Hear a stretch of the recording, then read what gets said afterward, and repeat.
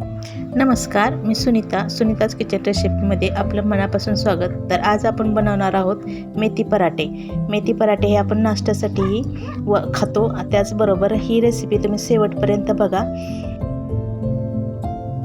आपण बनवतोय मेथी पराठे. तर या ठिकाणी मी मेथी निवडून घेतली आणि स्वच्छ धुवून पण घेतली. ह्याचे फक्त पानं घेतल्यात. त्याचबरोबर याच वाटीनं मी मेथी अशी दाबून घेतली होती. याच वाटीनं मी पीठ घेते गव्हाचं. या वाटीनं मी बेसन घेतलंय.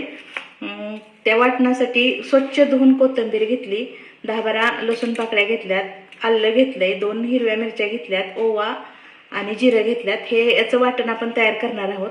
आणि ह्या पिठामध्येच मिसळण्यासाठी मी हे दही घेतलंय, पण ह्याच्यात दही फक्त मी 2 चमचेच घालणार आहे. आणि त्याचबरोबर त्याच वाटणामध्ये त्या भाजीच्या ह्याच्यामध्येच टाकण्यासाठी लाल मिरची घेतली, त्यानंतर धने पावडर घेतली, हळद आणि चवीपुरतं मीठ. तर आपण ही आता भाजी कट करून घेऊया. होईल एवढी आपण चिरून घेऊया तिला. ही भाजी आपण होईल एवढी बारीक चिरून घेऊया, कारण ते पिठामध्ये आपण पूर्णपणे मिसळणार आहोत ना, मळणार आहोत, त्यामुळे चिरून घेऊयात बारीक. आपण अशा प्रकारे ही चिरून घेतली भाजी. एका भांड्यामध्ये हे काढून घेऊयात.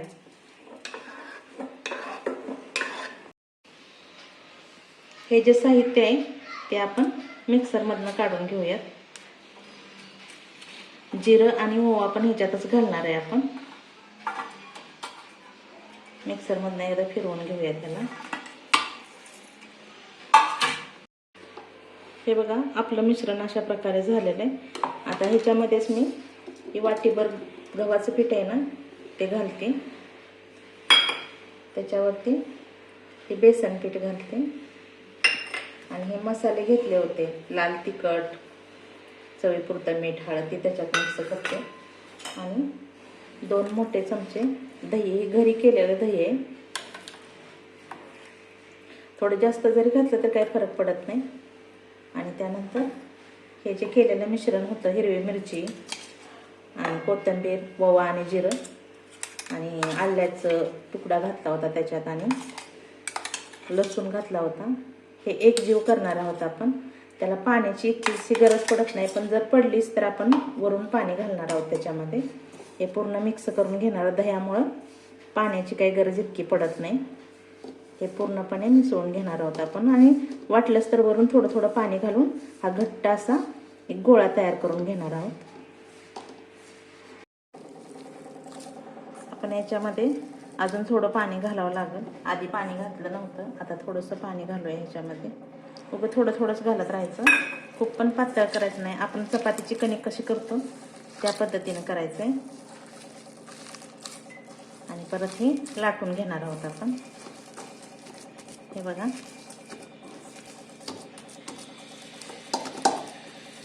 तुम्ही मिठाचं प्रमाण तुमच्या चवीनुसार घाला ह्याच्यामध्ये.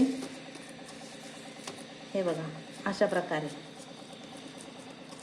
आणि हे याला वरून आपण थोडंसं तेल लावून घेणार आहोत.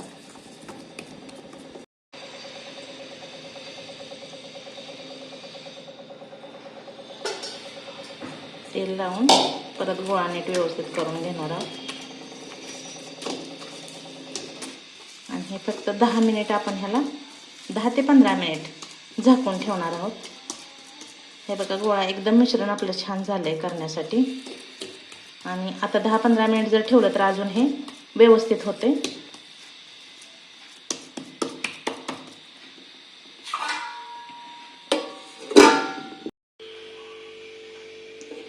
10 ते 15 मिनिट झालेत. आपला गोळा कसा झालाय बघा, अगदी व्यवस्थित झालाय. हे बघा, ह्याचे बारीक गोळे करून आपण घेणार आहोत. हे बघा, एवढे गोळे करून घेणार आहोत आपण. 5 ते 6 होतील ह्याच्यामध्ये, एवढ्या पिठामध्ये. हे बघा, एवढे गोळे करून घेऊयात. आणि ह्याला थोडंसं गव्हाचं पीठ लावून आपण लाटून घेणार आहोत.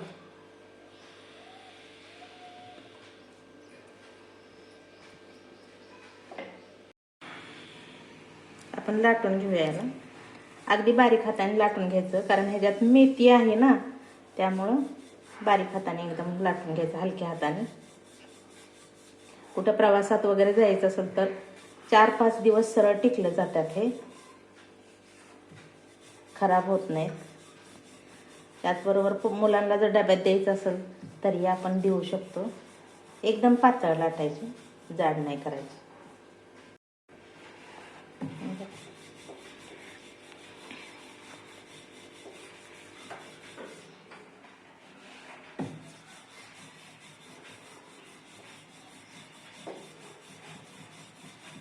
हे बघा, अशा पद्धतीने एवढे जाड पूर्णपणे पातळ झाल्यात.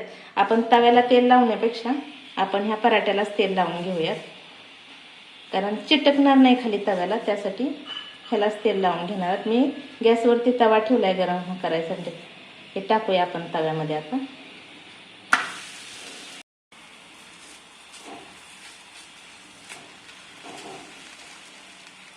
थोडा वेळ थांबूया आणि उलटा करूया. हे बघा, छान भाजलंय. त्यालाच आपण वरून तेल लावणार आहोत.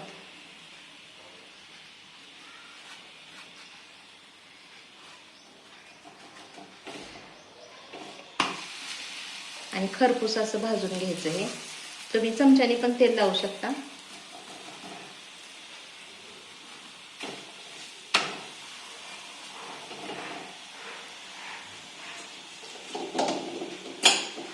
दोन्ही बाजूनी छान असं खरपूस असं भाजून घ्यायचं.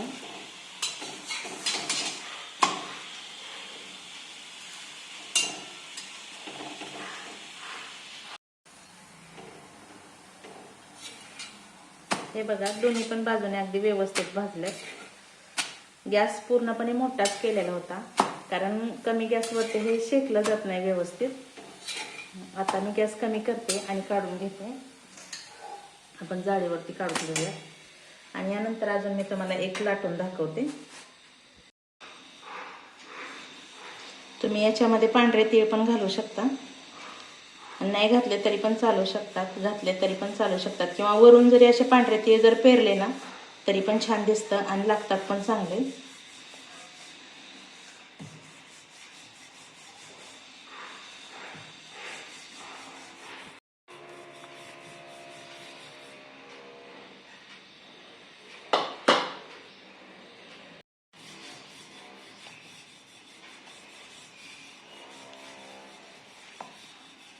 आपण हाही पराठा भाजून घेऊया. त्याला पण वरूनच तेल असं लावणार आहे.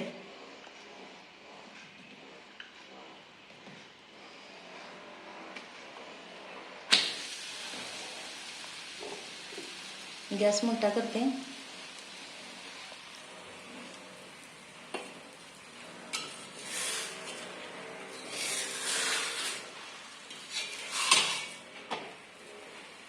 खूप छान भाजलंय बघा.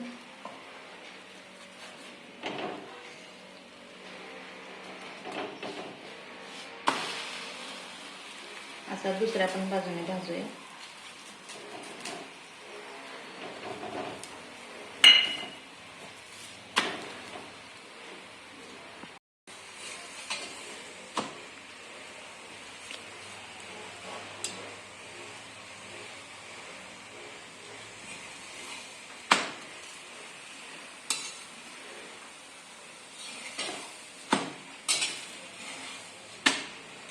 हाही काढून घेऊया.